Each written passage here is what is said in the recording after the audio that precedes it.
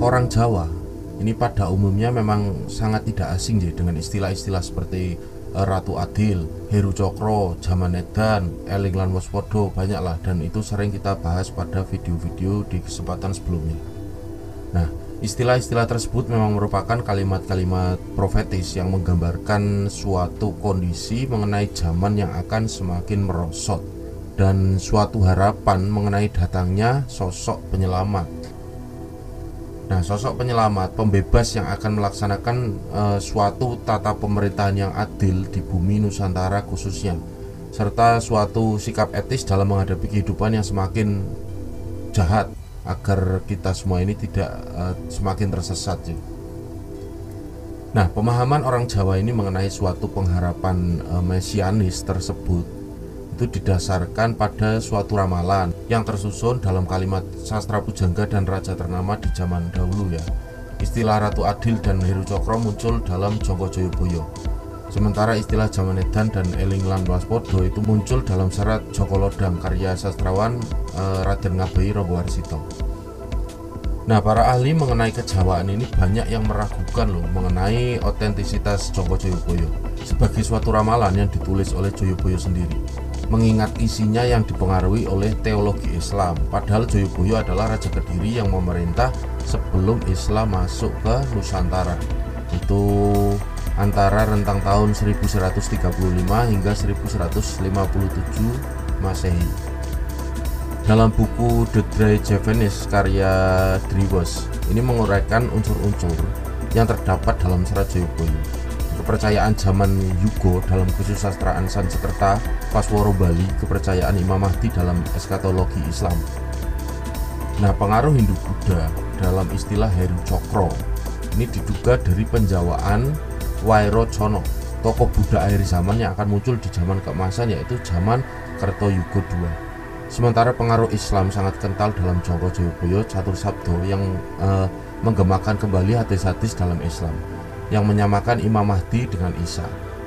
Nah, kuat dugaan bahwa penyusunan Jongko Joyoboyo bernafas Islam ini didasarkan pada kitab Asrar karya Sunan Giri Peraban pada 1618 dan Kidung Jongko Joyoboyo karya Pangeran Wujil I dari Kadilangun Demak, itu rentang tahun 1741 hingga 1743 Masehi. Nah, dalam Jongko Joyoboyo Catur Sabdo ini dijelaskan yaiku timbuling Buddha wekasan, denen sinebut Buddha wiwitan yaiku Ratu Majapahit. Ya timbuling Buddha wekasan iku paribasane bakal ana, sileme prau gabus, kumambanging watu item, mungguhing jumenenging Sang Ratu Adil, aning kraton katanggo, pasare ana ing Lurah Binatu, ya Heru Cokro, ya Tunjung Putih, ya Pudak Sinumpet, jumeneng Imam Mahdi yaiku Kanjeng Nabi Isa Roh Allah. Nah, istilah Ratu Adil tersirat juga dalam karya sastrawan Raden Ngabei Ranggawarsita Joko Lodang yang berbunyi, sangkolone maksih nunggal jamanipun, ning sajroning madya akhir, wiku sabta ngesti ratu, adil parimarmeng dasih ing kono kersaning manon. Nah, sementara itu istilah Jaman Edan dan Eling lan Waspada muncul dalam karya sastra Ranggawarsita yang lain, yaitu serat Koltido yang berbunyi, amenangi Jaman Edan, ewu hoyo ing pambudi, milu edan ora tahan yen tan milu anglakoni, boya kaduman melik, kaliren wekasanipun dilalah karso Allah, begja-begjane kang lal, luwih begja kang Eling lan Waspada. Nah, lalu siapakah Ratu Adil, Heru Cokro, dan kapan Jaman Edan terjadi? Para sedulur lan para rencang kawula jane, ini berbagai pengamat kebudayaan dan penganut kejawen saling berbeda pendapat loh mengenai siapa tokoh Ratu Adil, Heru Cokro, serta kapan terjadi Jaman Edan. Nah, dari berbagai literatur saya membaca, ini Muhammad Hariswarno ini menunjuk pribadi Ratu Adil Heru Cokro kepada sosok Presiden Soekarno dan pemerintahannya. Lalu Damarjati Supajar ini menafsirkan pernyataan Sunan Kalijogo saat sidang para wali mengenai waktu datangnya Ratu Adil. Nah, Damarjati menguraikan, Sunan Kalijaga mengajukan jawaban terhadap pertanyaan kapan datangnya Ratu Adil dengan menunjuk masa keratu adilan itu adalah 5 abad setelah dinasti Demak. Masa 5 abad setelah dinasti Demak berarti 500 tahun setelah sirna ilang kertaning bumi, yakni tahun 1400 Saka atau 1478 Masehi, yakni tahun 1978 apakah yang menonjol pada tahun 1978, penghayatan ketuhanan atau Pancasila? Nah, lebih-lebih apabila kita ingat uraian para pemimpin dan pendiri negara Republik Indonesia ini, jelas kiranya bahwa di balik mitos Ratu Adil itu memang tersirat konsep keadilan sosial bagi seluruh rakyat Indonesia.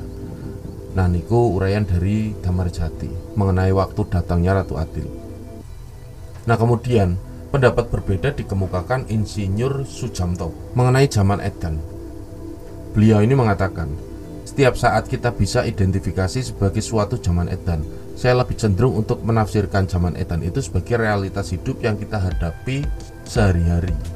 Niku uraian dari Insinyur Sujamto.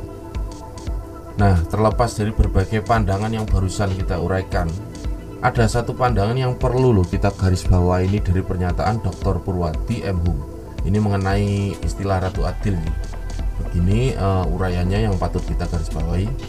Dari sebutannya, Ratu Adil dapat ditafsirkan sebagai seorang yang mampu menempatkan sesuatu pada tempatnya. Ratu Adil juga pasti mampu menjadi pelindung atau pengayom dari seluruh rakyat, tanpa membedakan golongan, tanpa keberpihakan kecuali hanya berpihak kepada kebenaran hak hakiki yang bersifat universal. Dengan ciri ini, maka sulitlah kiranya jika Ratu Adil ini berasal dari salah satu kelompok kepentingan yang dibesarkan oleh kelompok kepentingan itu. Itulah sosok Ratu Adil yang sampai saat ini hanya ada di dalam angan-angan. Selama sosok Ratu Adil itu hanya ada di dalam angan-angan, selama itu pula lah keadilan, kemakmuran, ketentraman, serta kesejahteraan hidup hakiki yang selalu didambakan itu juga hanya ada di dalam angan-angan, atau bahkan hanya ada di alam impian lah, di atas impian di dalam lamunan belaka. Mungkinkah undang-undang atau tatanan politik kita mampu memunculkan sosok Ratu Adil? Nah, begitu uraian dari Dr. Purwati M. Hum. Nah, dari keseluruhan berbagai uraian penjelasan barusan membawa kita pada suatu kesimpulan bahwa sosok Ratu Adil itu masih diperdebatkan jati dirinya. Mengingat berbagai tokoh yang pernah diduga sebagai Ratu Adil justru sekarang dianggap pembawa keterpurukan bangsa. Ungkapan Dr. Purwati M. Hum menyiratkan suatu pengharapan eskatologis yang akan segera mendapatkan penggenapannya. Namun beliau Dr. Purwati pesimis jika kenyataan itu akan terrealisir dalam konteks sosial politik loh, seperti saat ini yang kita alami saat ini.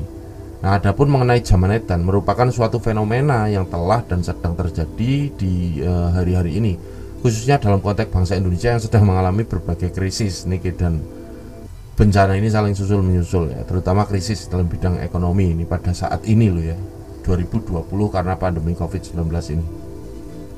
Nah, jika kita memperhatikan berbagai fenomena akhir-akhir ini, khususnya berbagai prediksi yang akan terjadi dengan alam semesta, itu memang memberikan sinyal-sinyal dan pertanda kepada manusia ini agar mawas diri dan waspada.